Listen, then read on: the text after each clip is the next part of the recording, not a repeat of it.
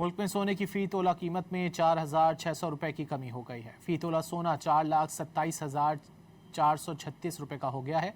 10 ग्राम सोना 3,944 रुपए सस्ता होकर 3,66,457 रुपए का हो गया।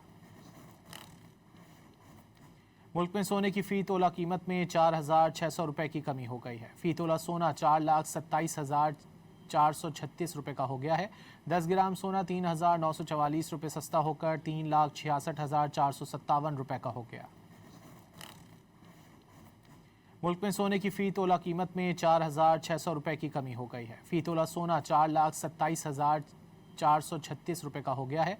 10 ग्राम सोना 3,944 रुपए सस्ता होकर 3,66,457 रुपए का हो गया।